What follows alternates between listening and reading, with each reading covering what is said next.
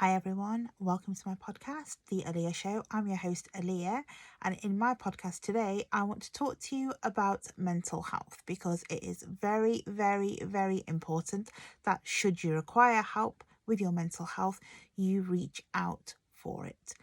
I recorded a video recently for Instagram in which I talked about my journey with mental health.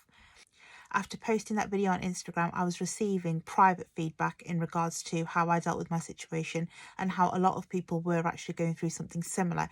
And I felt that because of that feedback that I received, that it was important that we actually recorded this as a podcast form too, so that more people can actually hear about it and more people can actually feel empowered to reach out for help. So, my mental health situation was back when my marriage was falling apart.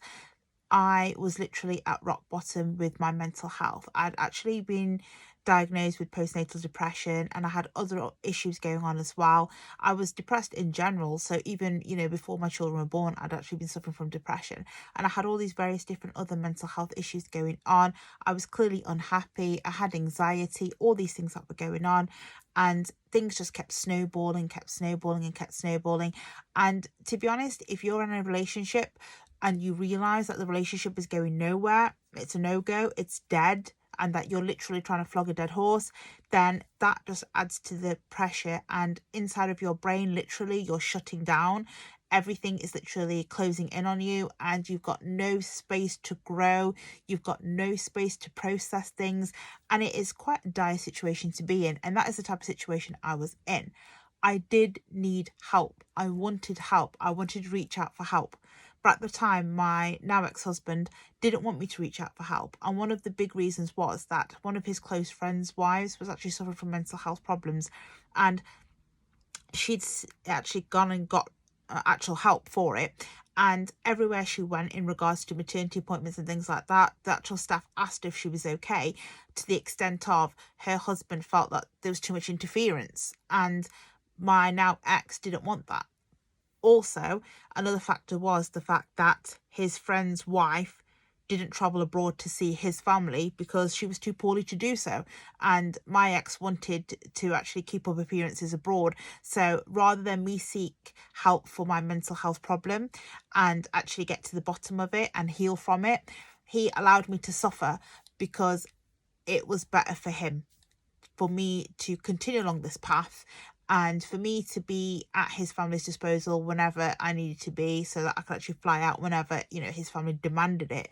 And it just snowballed from there. There was an extreme amount of control, which I've spoken about before, but my ex was very controlling, very narcissistic in those elements. And it just kept going and going and going and going.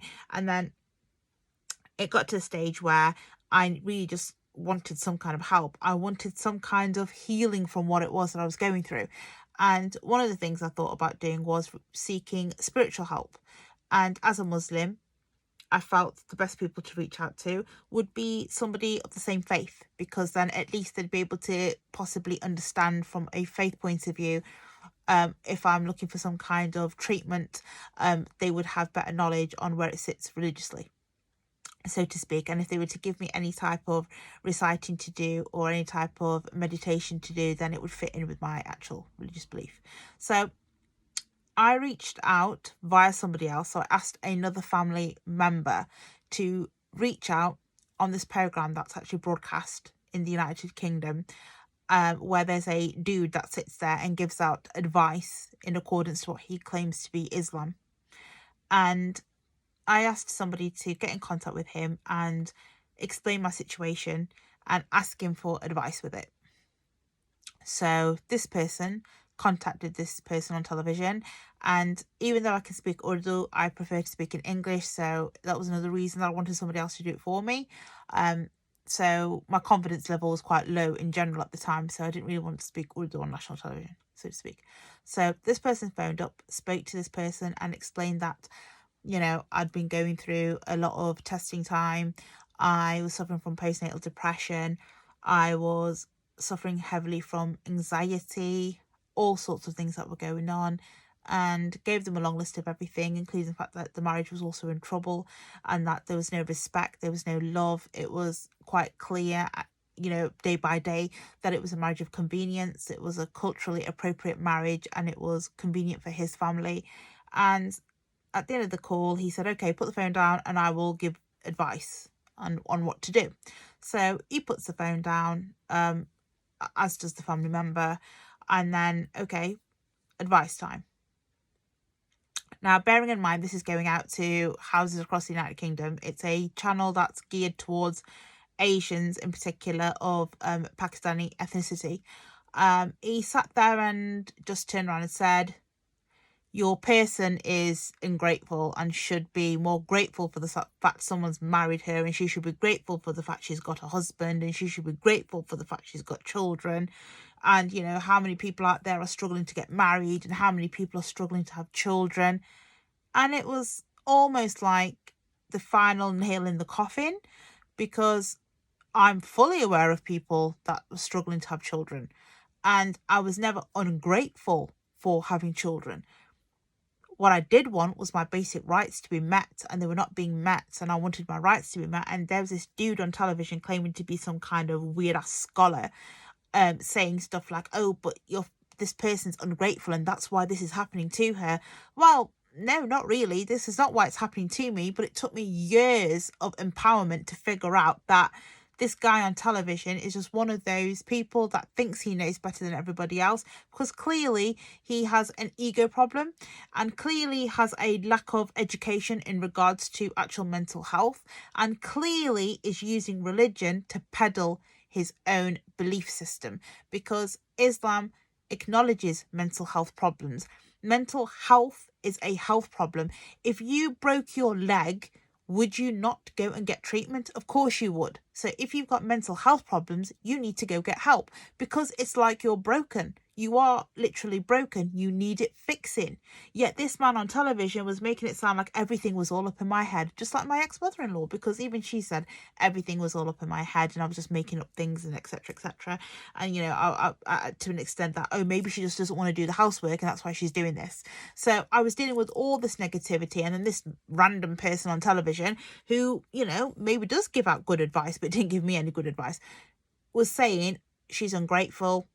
That's it. That she isn't ill, she's just being ungrateful. And I thought, wow, am I really that bad? And that sent me spiraling even further downwards, and I just felt like there was nothing I could do. And then it just continued. I continued being depressed. I continued suffering from anxiety. I got to a stage where after my heart attack, I didn't have any choice but to reach out for medical help, because I was blessed to the extent of, at the actual hospital, a member of the medical team brought up the fact that they thought maybe I had anxiety because of the way I was behaving. And did I want to speak to somebody? Did I want to get help? And I took that golden opportunity and received help, and received medical help by the NHS. And it was the best thing I could have done at that time, because like I said, if you're suffering from mental health problems, you are ill, you're broken, you need to fix it. If you broke an arm, you'd go to the A&D. If you broke your leg, you'd go to the A&D. If you fell over and banged your head, you'd go to the A&D. So why do we not treat mental health the same? Is it because we can't see it? But we can feel it. So surely we should be treating it exactly the same. Mental health has now become a buzzword and a hot topic that everybody wants to really talk about. Yet we're still treating it like it's all up in people's head, when clearly if it is in someone's head, it's because it is there. It's not because they're imagining it. And the way we treat people that are expressing the fact they need help with their mental health still needs improving. I was called crazy, I was called a drama queen, I was called all these various different names, because I was quite open about the fact that I was suffering from mental health problems and I needed help. And rather than those people that are no longer around me, that were around me at the time, rather than them say, okay, well done, kudos for doing this, I was just labelled a drama queen and everything else. There was no support. Within certain communities across the world, mental health problems do not exist. the concept of receiving mental health help does not exist. Yes, in England, we're still struggling with being able to express the need to have help with mental health. We are getting better as a society. We could do so much better though. Men in particular can still not reach out for help, because if they do, it's questionable whether or not you're even a man. And the amount of stigma that's attached to a man expressing concern over his mental health is beyond belief. It's a joke to think that as a Western country, we are still looking down on people who want help for things like mental health.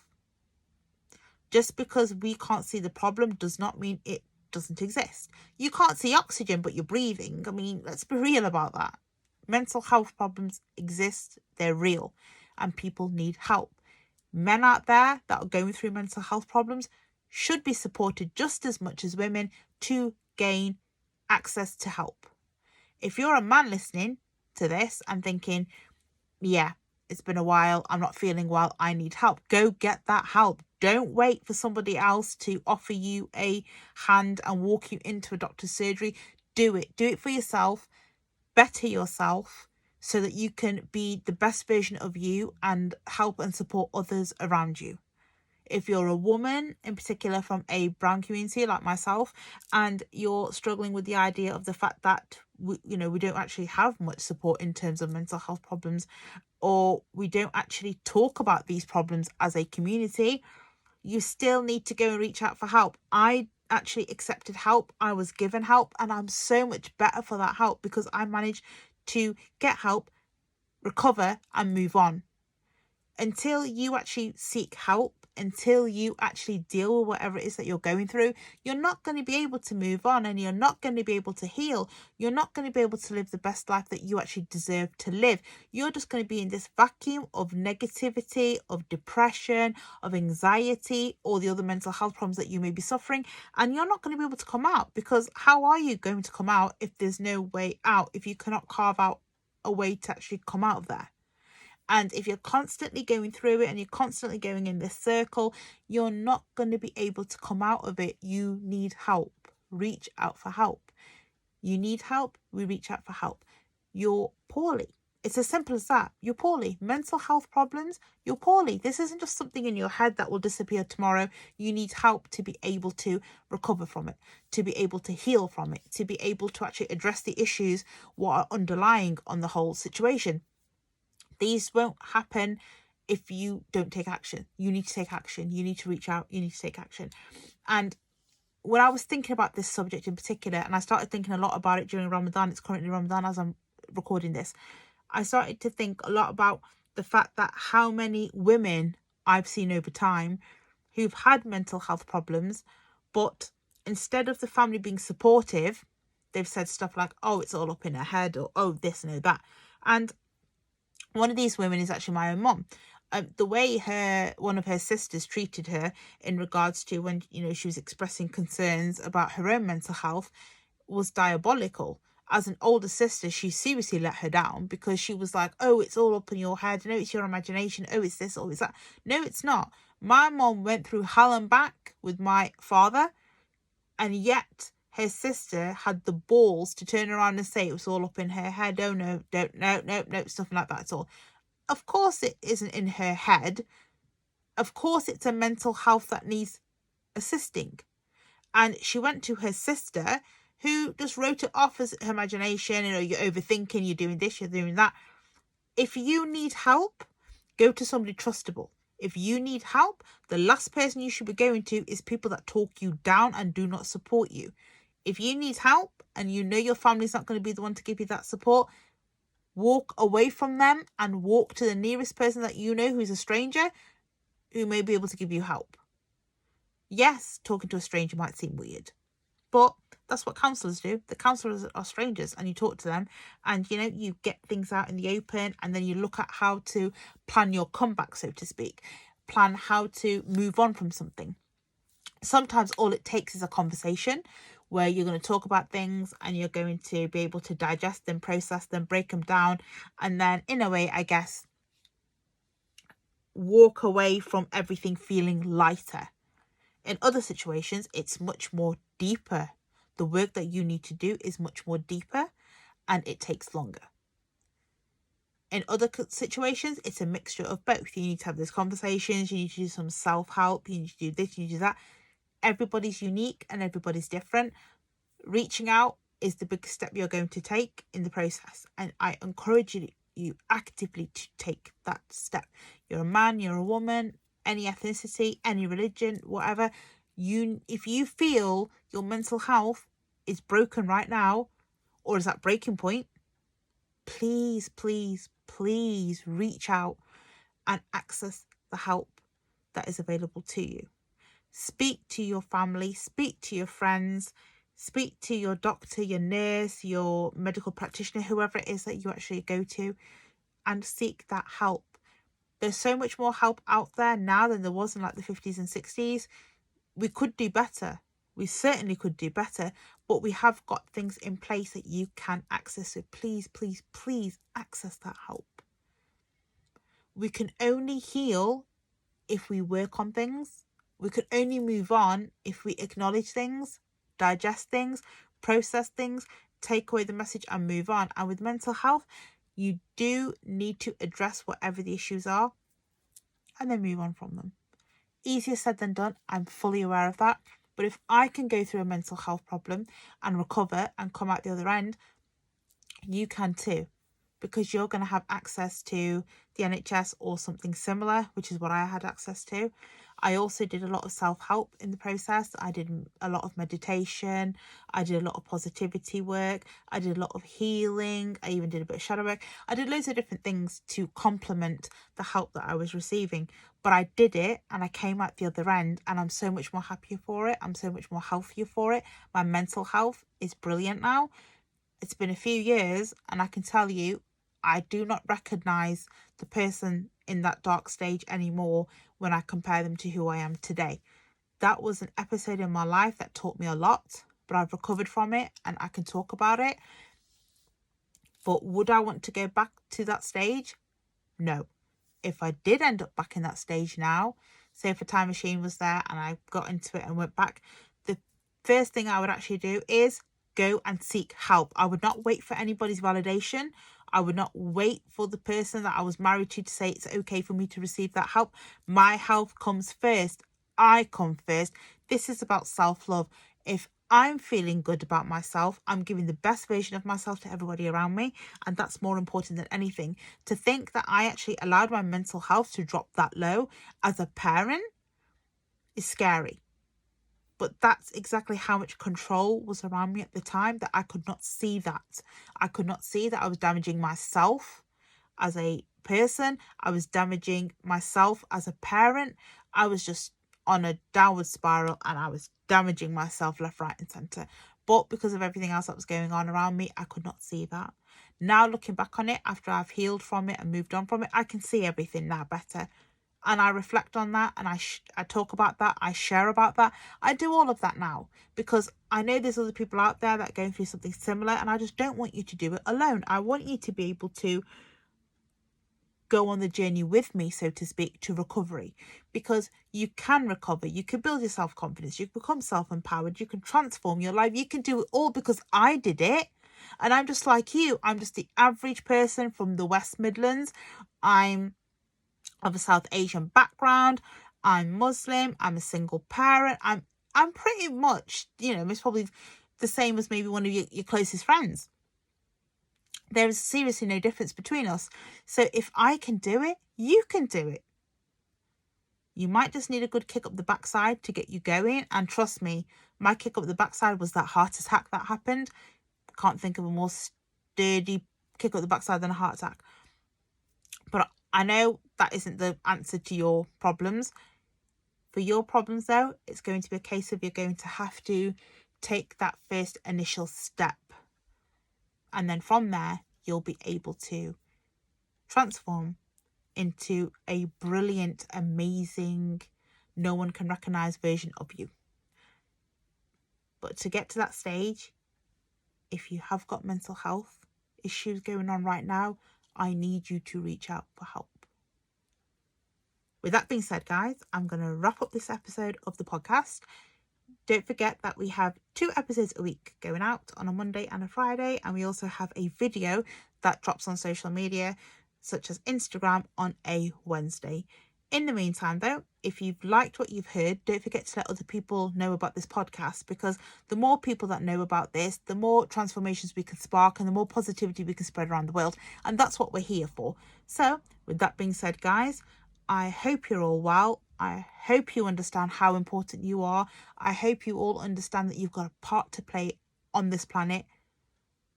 Never ever let anybody take away your self-empowerment. Never ever let anybody tell you you're replaceable, because you're not. There's only one of you. Okay? And with that being said, guys, I will let you all get on with your normal day, and I will check you all out in the next episode. Until then, take care, and I'll see you then. Bye.